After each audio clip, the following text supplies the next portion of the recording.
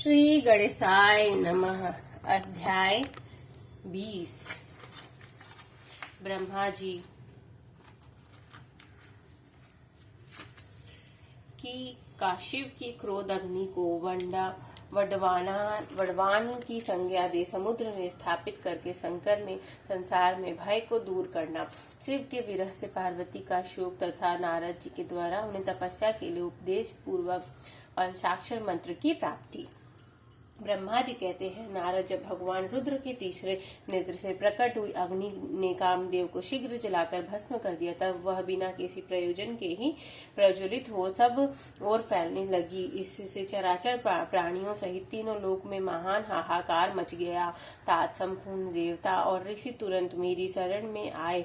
उन सब ने अत्यंत व्याकुल होकर मस्तक झुका दोनों हाथ जोड़ मुझे प्रणाम किया और मेरी स्तुति करके वह दुख निवेदन किया। वह सुनकर मैं भगवान शिव का स्मरण करके उसके हेतु का भली भांति विचार कर तीनों लोगों की रक्षा के लिए विनती भाव से वहां पहुंचा। वह अग्नि ज्वाला मालाओं से अत्यंत उद्दीपित हो जगत को जला देने के लिए उद्यत थी, परंतु भगवान शिव की कृपा से प्राप्त हुए उत्तम तेज के द्वारा मैंने उसे तत्काल स्तंभित कर दिया। मुझे त्रिलोकी को दग्ध करने की इच्छा रखने वाले उस क्रोधमय अग्नि को मैंने एक ऐसे घोड़े के रूप में परिणित कर दिया जिसके मुख में सौम्य ज्वाला प्रकट हो रही थी। भगवान शिव की इच्छा से उस वाड़व शरीर घोड़े वाले अग्नि को लेकर मैं लोकहित के लिए समुद्र तट पर गया। मुझे आया देख समुद्र एक दिव्य पुरुष का रूप धारण करके हाथ जोड़े हुए मेरे पास आए। मुझ संपूर्ण लोकों के पितामह की भली भांति विधिवत स्तुति वंदना करके सिंधु ने मुझसे प्रसन्नता पूर्वक कहा। सागर बोला, सर्वेश्वर ब्रह्मन, आप यहाँ किस लिए पधारे हैं? मुझे अपना सेवक समझकर इस बात को प्रीति पूर्वक कहिए। सागर की बात सुनकर भगवान शंकर का स्मरण करके लोकहित का ध्यान रखते हुए मैंने उनसे प्रसन्नता पूर्वक कहा, तात समुद्र, तुम बड़े बुद्धिमान और संपूर्ण लोगों के हितकारी हो। मैं शिव की इच्छा से प्रेरित हो हार्दिक प्रीति पूर्वक तुमसे कह रहा हूँ, यह भगवान महेश्वर का क्रोध है जो महान शक्तिशाली अश्व के रूप में यहाँ उपस्थित है। यह कामदेव को दग्ध करके तुरंत ही संपूर्ण जगत को भस्म करने के लिए उद्युत हो गया था। यह देख पीड़ित हुए देवताओं की प्रार्थना से मैं संकरेच्छवश वहां गया और उस अग्नि को स्तंभित किया। फिर उसने घोड़े का रूप धारण किया और इसे लेकर मैं यहाँ आया।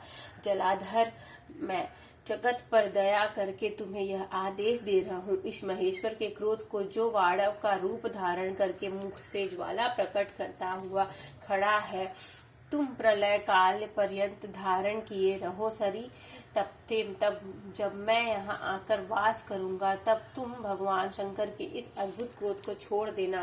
तुम्हारा जल ही प्रतिदिन इसका भोजन होगा। तुम अत्यंत पूर्वक इसे ऊपर की धारण किए रहना, जिससे यह तुम्हारी अनंत जल राशि के भीतर ना चला जाए। ब्रह्मा जी कहते हैं, नारद, मेरा ऐसा कहने पर समुद्र ने रुद्र की क्रोध अग्नि रूपी वडवानल को धारण करना स्वीकार कर लिया, जो दूसरे के लिए असंभव था। तदंतर वह वडवाग्नि समुद्र में प्रविष्ट हुई और ज्वाल मालाओं से प्रदीप्त हो सागर की जल राशि का दहन करने लगी। मुने इससे संतुष्ट चित्त होकर मैं अपने लोक को चला आया और वह दिव्य रूप धारण समुद्र मुझे प्रणाम करके अदृश्य होगा। महामुनि रुद्र की उस क्रोध अग्नि के भय से छूटकर संपूर्ण जगत स्वस्थता का अनुभव करने लगा और देवताओं तथा मुनि सुखी हो गए। नारद जी बोले, दयानिधि, मदन दहन के पश्चात गिरिराज नंदिनी पार्वती देवी ने क्या किया? वे अपनी दोनों सखियों के साथ कहाँ गई? यह सब मुझे बताइए। ब्रह्मा जी ने कहा, भगवान शंकर के नेत्र से उत्पन्न हुई आग ने कामदेव को दग्ध किया। तब वहाँ महान अद्भुत शब्द प्रकट हुआ, जिससे सारा आकाश गूंज उठा। उस महान शब्द के साथ ही कामदेव दग्ध हुआ देख भयभीत और व्याकुल हो पार्वती दोनों सखियों के साथ अपने घर चली गई। उस शब्द से परिवार सहित हिमवान भी बड़े विस्मय में पड़ गए और वहां गई हुई अपनी पुत्री का स्मरण करके उन्हें बड़ा क्लेश हुआ। इतने में ही पार्वती दूर से आती हुई दिखाई दी। वे शंभु से विरह से रो रही थी। अपनी पुत्री को अत्यंत विहंल हुए देख सैलराज हिमवान को बड़ा शोक हुआ। वे शीघ्र ही उसके पास आ पहुंचे। वे फिर हाथ से उसकी दोनों आंखें पोंछ कर शिवे डरो मत, रो मत ऐसा कहकर अचलेश्वर हिमवान ने अत्यंत विहल हुए पार्वती को शीघ्र ही गोद में उठा लिया। उसे सांत्वना देते हुए वे अपने घर ले आए। कामदेव का दाह करके महादेव जी अदृश्य हो गए थे। अतः उनके विरह से पार्वती अत्यंत व्याकुल हो उठी थी। उन्हें कि कहीं भी सुख या शांति नहीं मिलती थी। पिता के घर जाकर जब वे अपनी माता से मिली, उस समय पार्वती शिवा ने अपना नया जन्म हुआ माना। वे अपने रूप की निंदा करने लगी और बोली, हाय मैं मारी गई। सखियों के समझाने पर भी वे गिरिराज कुमारी कुछ समय नहीं पाती थी। वे सोते जागते, खाते पीते, नहाते धोते, चलते फिरते और सखियों के बीच में खड़े होते समय भी कभी किंचित मात्र भी सुख का अनुभव नहीं करती थी। वे स्वरूप को तथा जन्म कर्म को भी धिक्कार है ऐसा कहती हुई वे सदा महादेवी जी का प्रत्येक चेष्टा का चिंतन करती थी। इस प्रकार पार्वती भगवान शिव के विरह से मन ही मन अत्यंत क्लेश का अनुभव करती और किंचित मात्र भी सुख नहीं पाती थी। वे सदा शिव शिव का जप किया करती थी।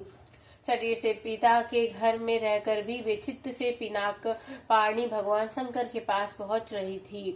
तात शिवा शोक मगन हो बारंबार मूर्छित हो जाती थी। सैलराज हिमवान, उनकी पत्नी मेनका तथा उनके मैनाक आदि सभी पुत्र जो बड़े उदार चेता थे, उन्हें सदा सांत्वना देते रहते थे। तथापि वे भगवान शंकर को भूल न सकी। बुद्धिमान देवेश्वर तदंतर एक दिन इंद्र की प्रेरणा से इच्छानुसार घूमते हुए तुम हिमालय पर्वत पर आए।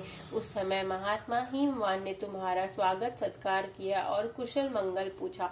फिर तुम उनके दिए हुए उत्तम आसन पर बैठे। तदंतर सैलराज ने अपनी कन्या के चरित्र का आरंभ से ही वर्णन किया। किस तरह उसने महादेव जी की सेवा आरंभ की और किस तरह उनके द्वारा कामदेव का दहन हुआ, यह सब कुछ बताया। उन्हें यह सब सुनकर तुमने गिरिराज से कहा, शैलेश्वर भगवान शिव का भजन करो। फिर उनसे विदा लेकर तुम उठे और मन ही मन शिव का स्मरण करके सैलराज को छोड़ शीघ्र ही एकांत में काली के पास आ गए। मुने, तुम लोकोपकारी ज्ञानी तथा शिव के प्रिय भक्त हो, समस्त ज्ञानवानों के शिरोमणि हो, अतः काली के पास आ उसे संबोधित करके उसी की हित के में स्थित हो उससे सादर यह सत्य वचन बोले। नारद जी, तुमने कहा काली के तुम मेरी बात सुनो, मैं दयावश सच्ची बात कह रहा हूँ। मेरा वचन तुम्हारे लिए सर्वथा हितकर निर्दोष तथा उत्तम कार्य वस्तुओं को देने वाला होगा। तुमने यहाँ महादेवी जी की सेवा अवश्य की थी, परंतु वह बिना तपस्या के गर्वयुक्त होकर ही थी। दीनों पर अनुग्रह करने वाले शिव ने तुम्हारे उसी गर्व को नष्ट कर दिया। शिवे, तुम्हारी स्वामी महेश्वर विरक्त और महायोगी है। उन्होंने केवल कामदेव को चलाकर जो तुम्हें सकुशल छोड़ दिया है, उसमें यही कारण है कि वे भगवान भक्त वत्सल है।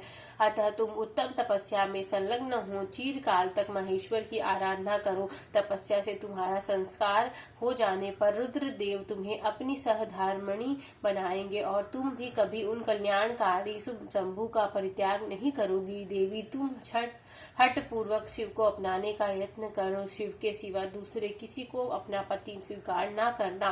ब्रह्मा जी कहते हैं, मुनि, तुम्हारी यह बात सुनकर गिरिराज कुमारी काली कुछ उल्लासित हो तुमसे हाथ जोड़ प्रसन्नता पूर्वक बोली। शिवा ने कहा, प्रभु आप सर्वज्ञ तथा जगत का उपकार करने वाले हैं। मुने, मुझे रुद्रदेव की आराधना के लिए कोई मंत्र दीजिए। ब्रह्मा जी कहते हैं, नारद, पार्वती का यह वचन सुनकर तुम पंचाक्षर शिव मंत्र नमः शिवाय का उन्हें विधि पूर्वक उपदेश दिए। साथ ही उस मंत्र राज में श्रद्धा उत्पन्न करने के लिए तुमने उसका सबसे अधिक प्रभाव बताया। नारद, तुम बोले, देवी, इस मंत्र का परम अद्भुत प्रभाव सुनो। इसके श्रावण मास से भगवान शंकर प्रसन्न हो जाते हैं। यह मंत्र सब मंत्रों का राजा है और मनोवांछित फल को देने वाला है। भगवान शंकर को बहुत ही प्रिय है और साधक को भोग तथा मोक्ष देने में समर्थ है। सौभाग्यशालिनी, इस मंत्र का विधि पूर्वक जप करने से तुम्हारे द्वारा आराधित हुए भगवान शिव अवश्य और शीघ्र तुम्हारी आंखों के सामने प्रकट हो जाएंगे। सीवे शौच, संतोष आदि नियमों में तत्पर रहकर भगवान शिव के स्वरूप का चिंतन करती हुए तुम पंचाक्षर मंत्र का जप करो। इसमें से आराध्य देव शिव शीघ्र ही संतुष्ट होंगे। साध्वी, इस तरह तपस्या करो। तपस्या से महेश्वर वश में हो सकते हैं। तपस्या से ही सबको मनोवांछित फल की प्राप्ति होती है और अन्यथा नहीं। ब्रह्मा जी कहते हैं, नारद, तुम भगवान शिव के प्रिय भक्त और इच्छा अनुसार विचरने वाले हो। तुमने काली से उपयुक्त बात कहकर देवताओं के हित में तत्पर हो स्वर्ग लोक को प्रस्थान किया। तुम्हारी बात सुनकर उस समय पार्वती बहुत प्रसन्न हुई। उन्हें परम उत्तम पंचाक्षर मंत्र प्राप्त हो गया। नमः शिवाय, ओम नमः शिवाय, बोलो नमः शिवाय, नमः शिवाय। इसी तरह अध्याय 20 और 21 संपूर्ण होता है। अध्याय 22 श्री शिव की आराधना के लिए पार्वती जी की दुष्कर तपस्या। ब्रह्मा जी कहते हैं, देवेश्वर, तुम्हारे चले जाने पर प्रफुल्लित हुई पार्वती ने महादेव जी को तपस्या से ही साध्य माना और तपस्या के लिए ही मन में निश्चय किया। तब उन्होंने अपनी सखी जया और विजया के द्वारा पिता हिमाचल और माता मैना से आज्ञा मांगी। पिता ने तो स्वीकार कर लिया, परंतु माता मैना ने स्नेहवश अनेक प्रकार से समझाया और घर से दूर वन में जाकर तप करने से पुत्री को रोका। मैना ने तपस्या के लिए वन में जाने से रोकते हुए उमा, बाहर न जाओ, ऐसा कहा। इसलिए उस समय शिवा का नाम उमा हो गया। मुने सैलराज की प्यारी पत्नी मैना ने रोकने से शिवा को दुखी हुई जान अपना विचार बदल दिया और पार्वती को तपस्या के लिए जाने की आज्ञा दे दी। मुनि श्रेष्ठ माता की वह आज्ञा पाकर उत्तम व्रत का पालन करने वाली पार्वती ने भगवान शंकर का स्मरण करके अपने मन में बड़े सुख का अनुभव किया। माता पिता को प्रसन्नता पूर्वक प्रणाम करके शिव के स्मरण पूर्वक दोनों सखियों के साथ वे तपस्या करने के लिए चली गई। अनेक प्रकार के प्रिय वस्तुओं का परित्याग करके पार्वती ने कटी प्रदर्श में सुंदर मूंज की मेखला बांध शीघ्र ही वल्कल धारण कर लिए। हार का परिहार करके उत्तम मृग चर्म का हृदय से लगाया। तत्पश्चात तपस्या के लिए गंगावतरण गंगोत्री तीर्थ की ओर चली, जहाँ ध्यान लगाने हेतु भगवान शंकर ने कामदेव को दग्ध किया था। हिमालय का वह शिखर गंगावतरण के नाम से प्रसिद्ध है। वही परम उत्तम श्रृंगी तीर्थ में पार्वती ने तपस्या प्रारंभ की। गौरी के तप करने से ही उसका गौरी शिखर नाम हो गया। मुने शिवा ने अपने तप की परीक्षा के लिए वहां बहुत से सुंदर एवं पवित्र वृक्ष लगाए जो फल देने वाले थे। सुंदरी पार्वती ने पहले भूमि शुद्ध करके वहां एक वेदी का निर्माण किया। तदंतर ऐसी तपस्या आरंभ की जो मुनियों के लिए भी दुष्कर थी। वे मन सहित संपूर्ण इंद्रियों को शीघ्र ही काबू में करके उस वेदी पर उच्च कोटि की तपस्या करने लगी। ग्रीष्म ऋतु में अपने चारों ओर दिन रात आग जलाए रखकर वे बीच में बैठती और निरंतर पंचाक्षर मंत्र का जप करती रहती। वर्षा ऋतु में वेदी पर सुस्थिर आसन से बैठकर अथवा किसी पत्थर की चट्टान पर ही आसन लगाकर वे निरंतर वर्षा की जलाधारा से भीगती रहती। शीतकाल में निराहार रहकर भगवान शंकर के भजन में तत्पर हो वे सदा शीतल जल के भीतर खड़ी रहती और तथा रात भर बर्फ की चट्टान पर बैठा करती थी। इस प्रकार तप करती हुई पंचाक्षर मंत्र के जप से संलग्न हो शिवा संपूर्ण मनोवांछित फलों के दाता शिव का ध्यान करती थी। प्रतिदिन अवकाश मिलने पर वे सखियों के साथ अपने लगाए हुए वृक्षों को प्रसन्नता पूर्वक सींचती और वहां पधारे हुए अतिथि का आतिथ्य सत्कार भी करती थी। शुद्ध चित्त वाली पार्वती ने प्रचंड आंधी, कड़ाके की सर्दी, अनेक प्रकार की वर्षा तथा दुसद धूप का भी सेवन किया। उनके ऊपर वहां नाना प्रकार के दुख आए, परंतु उन्होंने उन सब को कुछ नहीं गिना। मुने वे केवल शिव में मन लगाकर वहां सुस्थिर भाव से खड़ी या बैठी रहती थी। उनका पहला वर्ष फलाहार में बीता और दूसरा वर्ष उन्होंने केवल पत्ते चबाकर बिताए। इस तरह तपस्या करती हुई देवी पार्वती ने क्रमशः असंख्य वर्ष व्यतीत कर दिए। तदंतर हिमवान की पुत्री शिवा देवी पत्ते खाना भी छोड़कर सर्वथा निराहार रहने लगी। तो भी तपस्या में उनका अनुराग बढ़ता ही गया। हिमाचल पुत्र शिवा ने भोजन के लिए पर्ण का भी परित्याग कर दिया। इसलिए देवताओं ने उनका नाम अपर्णा रख दिया। इसके बाद पार्वती भगवान शिव के स्मरण पूर्वक एक पैर से खड़ी हो पंचाक्षर मंत्र का जप करती हुई बड़ी भारी तपस्या करने लगी। उनके अंग चीर और वक्कल से ढके थे। वे मस्तक पर जटाओं का समूह धारण किए रहती थी। इस प्रकार शिव के चिंतन में लगी हुई पार्वती ने अपनी तपस्या के द्वारा मुनियों को जीत लिया। इस तपोवन में महेश्वर के चिंतन पूर्वक तपस्या करती हुई काली के 3000 वर्ष बीत गए।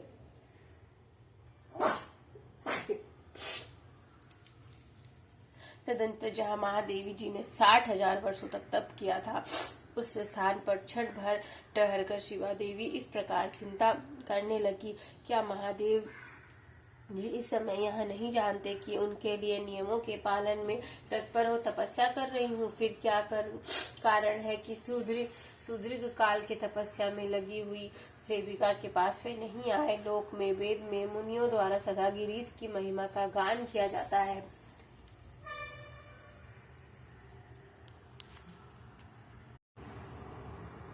सब यही कहते हैं कि भगवान शंकर सर्वज्ञ, सर्वात्मा, सर्वदर्शी, समस्त ऐश्वर्यों के दाता, दिव्य शक्ति संपन्न, मन सबके मनोभाव को समझ लेने वाले, भक्तों को उनकी अभिष्ट वस्तु देने वाले और सदा समस्त कलेशों का निवारण करने वाले हैं। यदि मैं समस्त कामनाओं का परित्याग करके भगवान वृषभध्वज के अनुरुक्त हुई हूँ,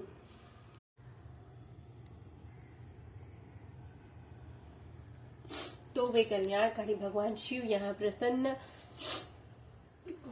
मुझ पर प्रसन्न हो। यदि मैंने नारद तंत्रों तक शिव पंचाक्षर मंत्र का सदा उत्तम भक्तिभाव से विधि पूर्वक जप किया हो, तो भगवान शंकर मुझ पर प्रसन्न हो। यदि मैं सर्वेश्वर शिव की भक्ति से युक्त हूँ एवं निर्विकार होए, तो भगवान शंकर मुझ पर प्रसन्न हो। इस तरह चित्त नियंत्रण करती हुई जटावल वक्कल धारणी निर्विकार पार्वती मुंह नीचे किए सुदीर्घ काल तक तपस्या में लगी रही। उन्होंने ऐसी तपस्या की जो मुनियों के लिए भी दुष्कर थी।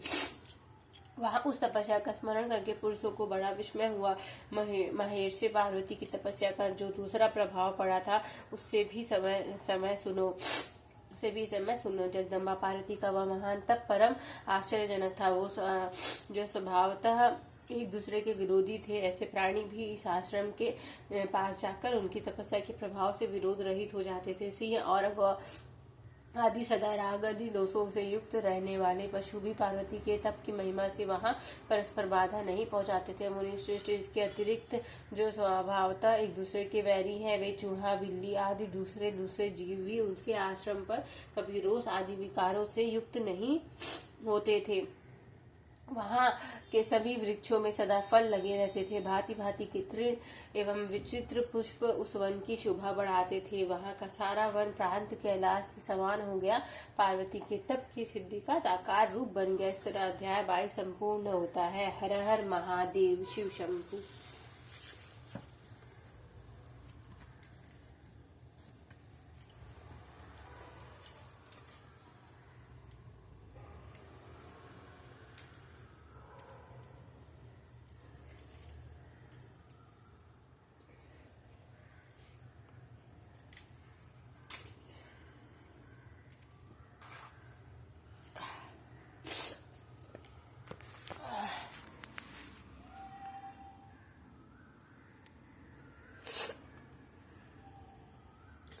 ओम जय शिव ओंकारा, प्रभु हर शिव ओंकारा, ब्रह्मा विष्णु सदा शिव अर्धांगी धारा। ओम जय शिव ओंकारा। एकानन चतुरानन पंचानन राजे, हंसासन गरुणासन वृषवाहन साजे। ओम जय शिव ओंकारा। दो भुज चार चतुर भुज दस भुज अति सोहे त्रिगुण रूप निरखता त्रिभुवन मंजन मोहे ओम जय शिव ओमकारा अक्षमाला वनमाला रुंडमाला धारी चंदन मृग मद सोहे भाले ससिदारी ओम जय शिव ओमकारा श्वेतांबर पीतांबर बागंबर अंगे सनकादिक ब्रह्मादिक गणुनादिक भूतादिक संगे ओम जय शिव ओमकारा करके मध्य कमंडलु चक्र त्रिशूल धरता जग करता जग भरता जग संहार करता ओम जय शिव ओमकारा ब्रह्मा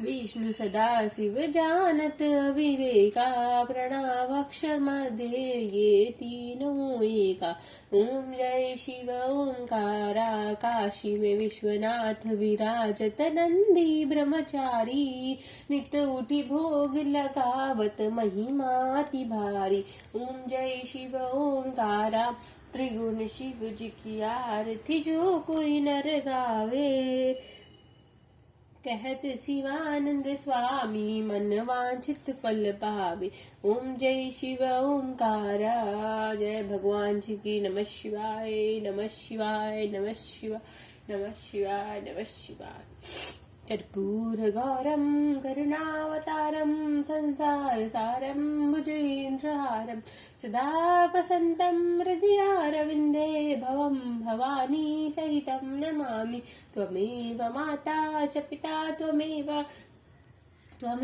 बन्धु च सखा त्वमेव विद्या द्रविणं त्वमेव सर्वं मम देव देवा हर हर महादेव की जय काशी विश्वनाथ की जय हर हर शिव शंभु।